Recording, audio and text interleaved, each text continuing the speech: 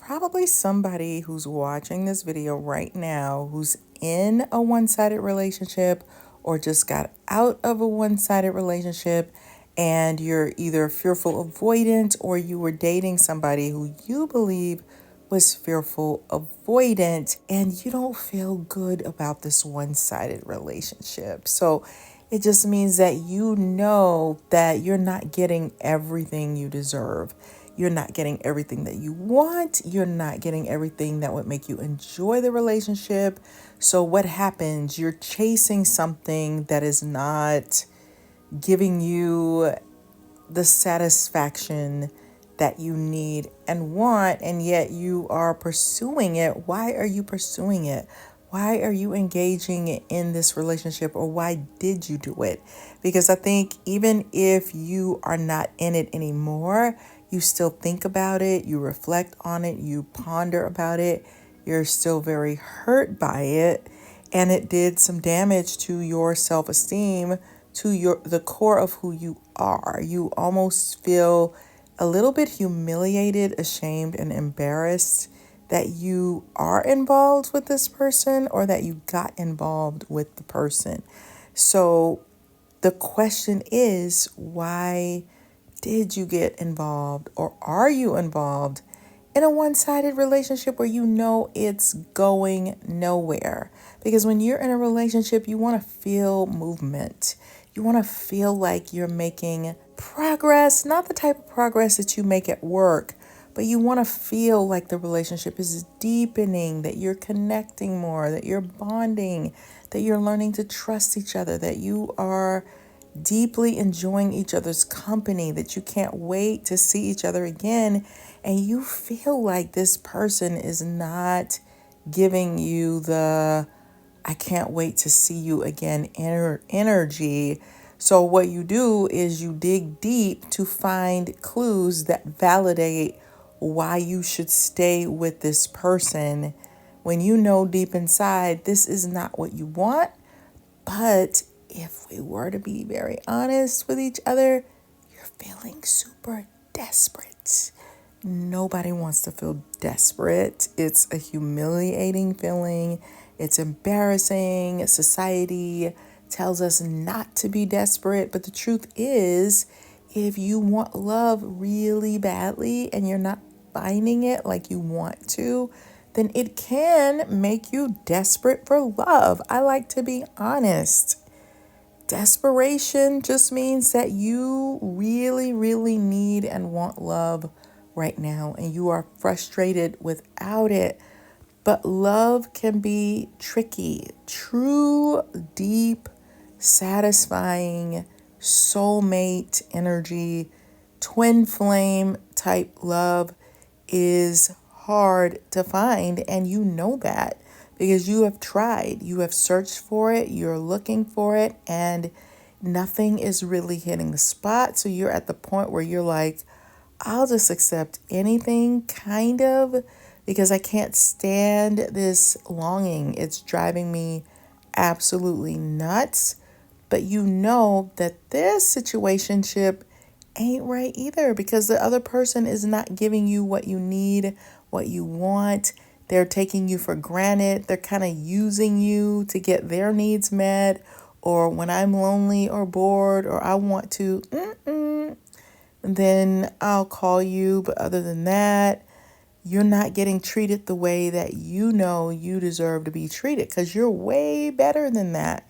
You have so many redeeming qualities, and this person is not seeing them. Not only that, but you're not even able to give them all of your redeeming qualities because they're not connecting with you in a way that you can go deep with them. I want you to be in a relationship that you can enjoy, that feels right. This is your special person that feels like it's going somewhere, not someone that you have outgrown, somebody that you know what is our future going to be like. And there is a difference between quote unquote settling and a one-sided relationship, in my opinion. I think you can settle for somebody that you feel is average. They have some of the things that you want. You can find some happiness. You can see that I think this person is growing on me, or I can grow on this person. We can make a life together and it will be fine. We will be okay. They're easy to be with. We can enjoy each other's company. Do I feel butterflies and excitement? Or does this person calm my soul? Not really, but they're good enough. I can find something in them. They're funny. They are nice. We can go places together. I don't have to be alone. That's my idea of settling, because if you go above what settling is, it means you have found euphoria. You have found a higher than the height of love. Like you are in the clouds. You are mesmerized. You are in a trance over a particular person. That is, in my opinion, extremely rare. There are a few people out here who have a million matches, but they have more of a typical type personality that is sort of cookie cutter. So they're going to have a lot more matches than probably some of the people listening to this video who are very unique. So the more unique you are, even if it's unique in a beautiful, gorgeous, handsome, sexy, alluring way, you're not going to find as many matches. So it's going to be rarer for you. So we talked about settling. What's below settling is a one-sided relationship where you are truly getting crumbs. This person isn't even nice to you half the time. They dismiss you, they ignore you, they treat you like you're the bottom of their shoe, and then other times they treat you like, you're amazing. So you get this intermittent narcissistic type reinforcement that keeps you there hoping to get some of the good stuff again, and yet it's rare and far and in between. So this person is not consistent. You don't understand their pattern. They text you sometimes they don't. They don't work to have a really good conversation with you. So everything is yes, no, even in text, even in person. And it's okay to have quiet moments. That's for sure.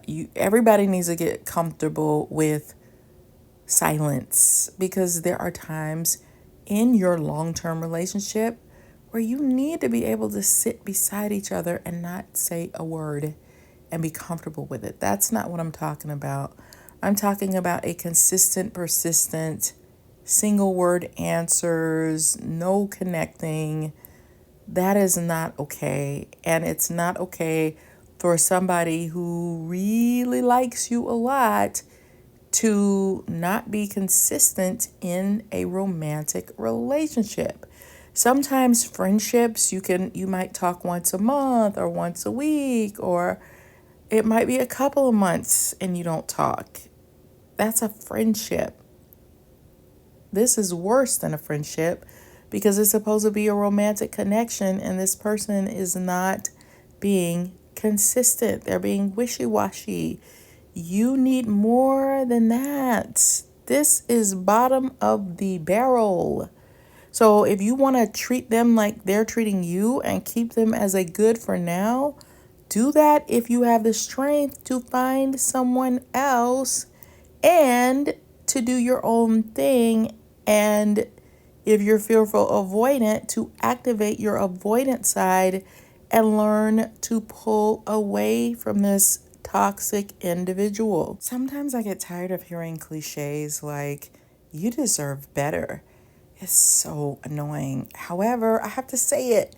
You deserve better. You do not want to waste your time on a one-sided relationship.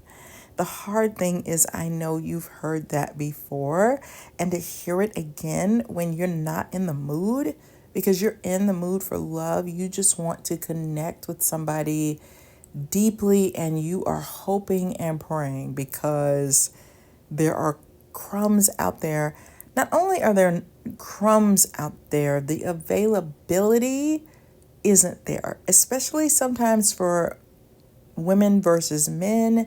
There tend to be more women available to men just because of the short, I don't think there is like, I'm not talking about good men or bad men. I'm talking about 2 to 1 in certain circumstances. Or if you're looking for college educated, sometimes there can be more educated women these days than there are men. It just depends on what you want. So the numbers, it's a numbers issue. So what do you do about that? Do you settle for the crumbs so that you can have someone? Are we at that point on planet Earth where if somebody is willing to accept crumbs, accept them, but just know that it's sort of a better than nothing scenario, and that your wishful thinking is probably not going to get you anywhere. And I know when you're in this state, you kind of don't want to hear what I'm saying because you feel like you've heard it already. But you are someone who is above that. One of the reasons I know that is because you're studying, you're trying to understand yourself better, you're trying to understand fearful avoidance better, which is great. You're going deeper, you're doing the work. But this other person ain't doing the work. And don't feel bad if you let go of a one-sided relationship thinking, should I have held on to that? I don't think so. They're wasting your time. They're wasting your time. Love is too potent to play with in that manner because you're doing damage for the potential person who could come along, or you could be free and enjoying yourself by yourself if you can develop that piece of yourself. Let's do a quick deeper dive into fearful avoidant because it's important for you to understand that about yourself or someone else so that you know what you're getting yourself into. It's so important for healing. So fearful avoidance, often rooted in anxiety and past trauma, can significantly impact the dynamics of relationships, leading people to engage in one-sided connections. So I want to give you several reasons why this occurs. 1 is fear of intimacy. 2, self-protective mechanisms. 3, difficulty trusting others. 4, inconsistent communication. 5, overwhelming emotions. 6, avoidance of conflict. 7, unrealistic expectations. 8, difficulty expressing needs. And 9, fear of rejection. So fearful avoidance can lead to one-sided relationships due to a combination of these things, like fear of intimacy, trust issues, inconsistent communication, and self-protective behaviors. Understanding these dynamics can help individuals recognize patterns in their relationships and work towards building healthier, more balanced connections. So you could also be having a one-sided relationship because a fearful avoidant hasn't done the work and they don't even know that they're fearful avoidant. They are confused. So maybe you can introduce them to this. Maybe you can share with them my videos. Maybe you can study my fearful avoidance videos because trust me, it can make a huge difference in someone's life. So, hey, beautiful people, thanks for watching. I'd love to hear your thoughts in the comments and what topics you want me to explore next. Your feedback means so much to me. Let's keep this adventure going. Don't break up with me. Be sure to subscribe and like the video. Check out my books on Amazon for insights on enhancing your love life, navigating narcissistic personalities, and exploring the 16 Myers-Briggs personality types. Links are in the description. You're amazing, and I can't wait to see you on the next video.